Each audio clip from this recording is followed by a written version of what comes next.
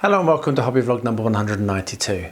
This week I've not done much hobbying, but I've done as much as I can with Rosie because next week I'm going to be, the week after this one, in 9 days I'm going to be going away for a week. So I've just been trying to spend time with Rosie. So she's done a lot on her backdrop and also we've done a little bit on the tank most days. I've tried to get a little bit of video of that stuff, but not as much as we've actually spent because most of the time it's just spending time with her. And there's a few other bits and pieces to show you this week, including a ginormous delivery at the end of the video, which is quite exciting. And also I have got a name for my Warg, so you'll see that during the course of this video as well. And thank you to everyone that gave me suggestions, really appreciate it. So thanks for watching. Let me know what you think in the comments below. Don't be shy. Do say hello. I always love reading those comments and reply to every single one of them. So yeah, do leave a comment, and I will see you again at the end. To get the backdrop started, Angela and Rosie went through some of Rosie's favourite books, picked a scene, and then together they sketched it out onto the backdrop for later painting. Right, here we are downstairs. What have you got to say, Rosie? Cheese, there we are. Right, so Angela and Rosie have just been drawing on the backdrop, and this is the image from a book that Rosie loves called Rosie's Hat. And what we're about to do now is put lots and lots and lots of paint on it. So I've pulled down some nice sandy yellow, and we are going to paint the sand, aren't we, Roo? Yeah. So yeah, pretty excited to get this started up. We're going to paint it now. You've been nagging me, haven't you, love? Can we hobby now? Can we hobby now? Can we hobby now? That's what you've been saying, isn't it? Hobby now. Yes, so we're going to hobby now. So I'll show you what it looks like when it's done. Through the week, and both with myself and Angela, Rosie has spent a lot of time painting the backdrop. Angela, being the artist, mixed paints while I just used them straight out of the tube, as is my wont. And Rosie is very, very pleased. Now, she is not quite finished yet, but very close. We've just got the people playing in the sand to do. But yeah, I think it's looking really nice. And I think you'll agree that Rosie has done a fantastic job. My plan to do this last night fell apart because we actually had absolutely no running water in the house last night, which was a bit annoying. So I wasn't able to start this because we weren't able to wash anything and what have you. So today's a much cooler day. We've got a storm coming in. So this morning I've just put on another coat and hopefully that will be enough, but I'll check it out a bit later on. Right, that second application was a cracking success, as you can see. So what I'm going to do now is I'm going to start to work on the grass. So there's going to be a couple of different steps for this. The first one is I'm going to put a couple of tufts in because there are a couple of tufts that you can see in the picture. Not many, but a couple. So I've just got these from Geek Gaming Scenics. I've had these for a very, very long time. And the way that I apply this is very simple. I've done it lots, but I'll just quickly go over it again. So because I'm only going to put a couple in, I'm going to put a little dot of PVA glue everywhere where I'm going to put one. So I'm going to put one there. I'm going to put one in the middle between these roots, and I'm going to put another one just here between these roots. That was a little bit too much there, but that's fine. So next up, we take our tweezers and pick the tuft off using tweezers and set it down in the PVA. The reason I do that is that it's self-adhesive, but the self-adhesive can give up the ghost, but the PVA will just make it a little bit more long-lasting. And the reason for the tweezers is I always get these stuck to my hands, and tweezers normally make it easier. So there we are, a couple of tufts. Next thing I'm going to do is I've pulled out my Pro Grass Micro Static Grass Applicator, which I've never used before. I've used lots of their stuff, but I've never used this particular one before. And I'm going to put some, again from Luke from Geek Gaming, some Spring 2mm static grass all over the rest of the brown. So what I'll do is I'll put some music on while I work this. But basically, you stick the static grass in the hopper, you turn it on, and I have put a battery in, and then you shake it out over the top, and I use the Warworld Scenics fast tack glue. I found this to be absolutely the best glue to use when you're sticking down static grass. It's always worthwhile grabbing that. So I'll stick some music on, put it on fast, speed up, and let's get this done.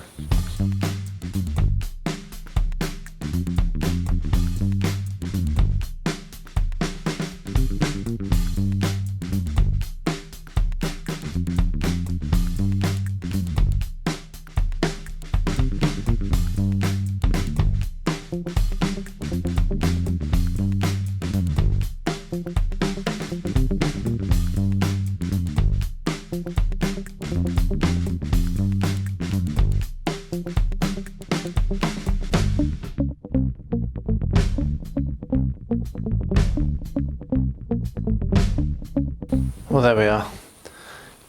I'm sure you spotted the obvious mistake. I was shouting at the camera before I started about putting paper down. Anyway, there we are. So what I'm now going to do is realise I actually only have one of these small brushes, so I'm going to have to go and get another one out of the pot. But I'm going to get my bradawl and poke a hole in the base just the other side of this stone, and then put some glue onto the trunk stalk thing. There we are, and push that in. So that's the first one. I'm going to need to get another one, and I'll stick it in just on this other side, but I'll have to go and get that out of the pot. And then I really cannot put off doing the mouse anymore, because the mouse is the next thing I need to do. Because there's the Gruffalo. That's where the Gruffalo is going to go. And the mouse needs to be over here, so I'm going to need to start working on that. So I'm going to get my wire out.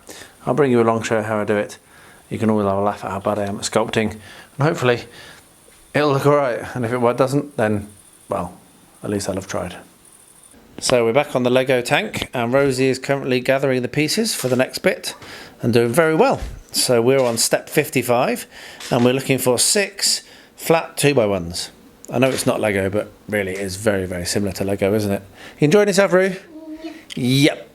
Okay, so I will film again when we've done with the making and show you where we get to. So we've done up to number 61, and Rosie is very nicely showing off what we've done, and it's looking really good now. We worked on the top kind of like part of the tank, and then if you turn it towards the camera a bit, we've put the bow gun on and the driver's hatch as well. So there we are. So you enjoyed yourself, Roo? Yeah. So we're going to have a bit of rest now. Rosie's getting a bit tired, and so am I. It's nearly dinner time. We'll be back to it again tomorrow, maybe. Well, very good news. Element Games once again came through for me, and this box arrived very quickly. So now this box, those 2 cardboard boxes, and this one is what's going to be coming with me to Ardacon. So I have everything I need. So now I can actually start to pack and get ready for the departure, which is actually only in about 10 days or so's time. So not before time, didn't give myself very much gap there.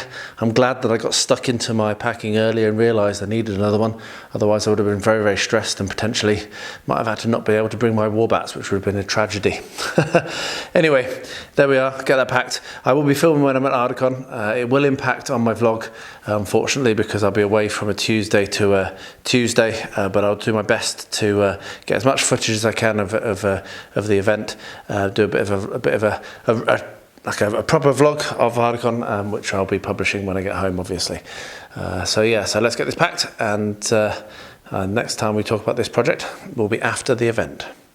Well, I ended up having quite a few suggestions, so thank you everyone for your suggestions. And my favourite 2 are actually the first 2 that I received. Electdog suggested Droopy, and Chris suggested Mungo, and I basically flipped a coin and it came up as, wait for it, Mungo. So we have Mungo and we have Gibber and Mungo. So that's done and dusted and can now go in the new box that arrived, and get ready to go to Ardacon, which is in 9 days time now that I'm flying. So yeah, thank you ever so much for everyone who gave me suggestions. That was really awesome. Really appreciate it. And thank you, Chris particularly, and Lekdog for the 2 awesome suggestions, and everyone who made suggestions, but those 2 I really liked. And Mungo is actually fits in with the rest of the theme as well, in that they're and dogs that are in movies or cartoons or whatever, so or TV shows. So that was the purpose. So there we are. That army is now ready for action. I realised as well that I hadn't painted the rims on my Warbats, so I went and painted the rims on the Warbats. And Angela said, "Oh, haven't you named them?" Because I always name every single one of my miniatures, particularly the ones that I take to Ardacon, and I hadn't named any of the Warbats, and she said that, so now I've got to name them all. And I've just asked Rosie to pick out her favourite Warbat of all of them. This was one she picked, so this one is called Rosie. What I'm going to do, I'm just going to give them normal human names, because I think that's quite funny. I have Angela found me a white pen, which is making it a lot easier to write these names on. So I'm going to go through all the other 16 and pick out random normal names, and yeah, put them on the bases, and then they can go to Ardacon. And what I'll try and remember to do is rack up kills per name. If I can remember, I probably won't because it's very tiring, but if I can remember, I will attempt to record who's the killingest of the Warbats, and then I will report back on that. But anyway, there we are. So Rosie picked that one, so that one's called Rosie. She's very proud of it. She's was a bit sad to know that I was taking her Warbat away, but when I explained to her that I would be fighting in her name at Ardacon, she was pleased with that. So here's hoping that Rosie is the killingest, but I'll try to remember to report back. Well, I've had a delivery this week, a very large delivery. It only just fits in underneath my hanging light. So this is from Dragori Games. This is Tanares Adventures. So it is the, not all of it, there's still more to come at some point, I think. So what I'll do is I'll go through each box and open them. But yeah, so it was quite a large delivery, as you can see. I'm quite excited to see what's inside it. I'll just quickly open each box and show you. Probably won't do a full unboxing in this vlog video, but maybe I'll do another one as a separate video. Right, in no particular order. Pick this one first. This was the one on the bottom of the big stack. So just open it carefully with a sharp knife.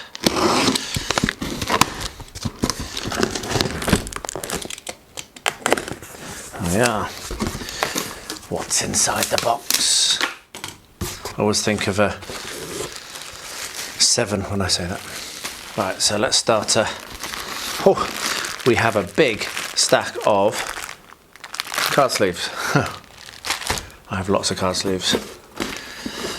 These are not going to go back into the cardboard boxes, so I just need to try to not drop these packing pellets all over the floor. So what have we got? We have Isidon, the Gold Dragon. Let me zoom that out a bit. There we are. Isidon, the Gold Dragon. Isidon, the Gold Dragon. Like I said, I'm not going to open inside the boxes. I'll do that as a separate video. We'll just kind of look and see what has been delivered. We have a painted core box dragon. Yeah, I won't paint it. What can I say? We have some more sleeves. Wow. We have the Tanares Hero Pack. This is so I've painted a bunch of these, which I've done videos on. I'll try to remember to link, but otherwise, if you search for if you go through my playlists, you'll find a reading the contest and be able to see them. So these are the new sculpts for the existing ones, I believe. We have a mystical pack, which has new. Well, maybe not new. No, these are still replacements for the existing miniatures, because they re-sculpted them. People complained. I didn't mind them, but a lot of people complained that they weren't very good. We've got Hero Pack 2, which is more of the same, more replacement sculpts. It'd be good to get them next to side by side, actually. We have the Madness box. Gotta love that Madness box. And in that are big monsters. So the Titan, the Arachne, the Augur, the Leech, the Chimera, or the Chimera, the Demon, and the Undead Knight. Yeah, I do like that. I really like their original miniatures, so I'm quite excited to see what these ones that are apparently so much better look like. We have some large sleeves, which is really good because I was never able to sleeve the hero packs before, and that really annoyed me. I bought some that didn't quite fit. We have a bunch of plastic tokens. They're nice. I prefer plastic to cardboard. What can I say? I'm leaving the most exciting bit to last. We have Liz, the Medusa. There's a separate one. I don't know why that's separate, but it is. And then in here, last but not least, I think we've got a book. Let's see. Is it a book? Oh no! It's the it's some tiles. So it's a playing mat. So 2 different arenas. So that's cool. So that's the first box. I'll get that moved out of the way and we'll have a look at the second box. Right, so the second box is full of boxes. So we have Dread, the First Ungod. That's an awesome name. I've got so much painting to do. This is ridiculous. Goodness me. We have Issenden, the Gold Dragon. Again, so I've got 2 of those. One of them must be painted, I think. So yeah, but that looks cool. Pre-painted is awesome because it means I can use the painted model on the table, on the bench, before I actually get round to it. We have the Penumbral pack. Wow, look at that. So, also a storage solution for character, class, villain and mystical pack. Okay, how have we got that? Fear, Anger, Greed, Pain, Penumbral Dragon and Envy. That's awesome. We have the Scenario pack, which has a load of terrain, which is pretty cool. Pillars, banners, malign tower. Well, we'll go through that all in the main unboxing video. And then we have the villain pack. So these are also some replacements that I had originally. So yeah, Ghost Lords, I think. Maybe not. Maybe not. Not sure. Have to look. It's been a while since I've even thought about this game. This is the class pack. There we are. So I think these are new. Pretty sure those are new. And this is a character pack. Yeah, pretty sure these are new. These are all new characters. So there we are. How many miniatures? Right, let's get the last box opened, see what's inside it.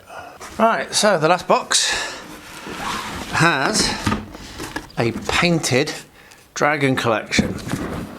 Wow, so this includes Kurloth, the white dragon, Zaramag, the black dragon, Thyra, the blue dragon, Vradok, the undead dragon, Azimor, the red dragon, and Talessa, the queen of dragons.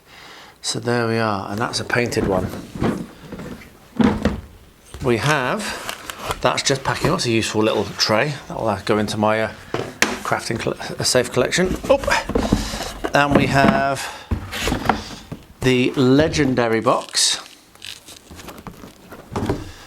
which is basically a duplicate of what I've got. So all these I've already got, but I think they're new sculpts maybe, I'm not sure.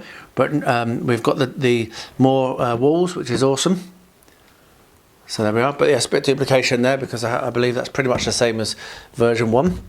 And what do we have here?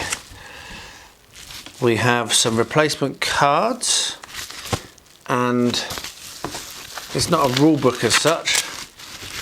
I don't think that they ever really gave a rule book. It's a booklet. Let's pull that out. Boss versus boss.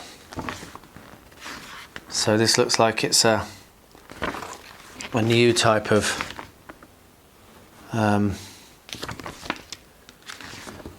scenario, new rules. So there we are, and then we have, oops, in here, last but not least, we have some cards. So much stuff. And we have some more boss cards. So there we are. Finally, this has been a long time coming. And like I said, I don't think it's actually everything that I'm going to get. I think there's actually more stuff coming, so a role-playing game and things like that, but I think this is all the miniatures. So yeah, that's quite a lot of stuff. I'll go through in a proper video and do a proper unboxing or show and tell at some point, I'm sure. But for now, that's that. Well, there we are. That's what I got up to. And that is a lot of boxes of Tanares to get through. It's quite shocking. Oh well, never mind. It can go on the shelf and I'll get to it eventually, maybe, we'll see.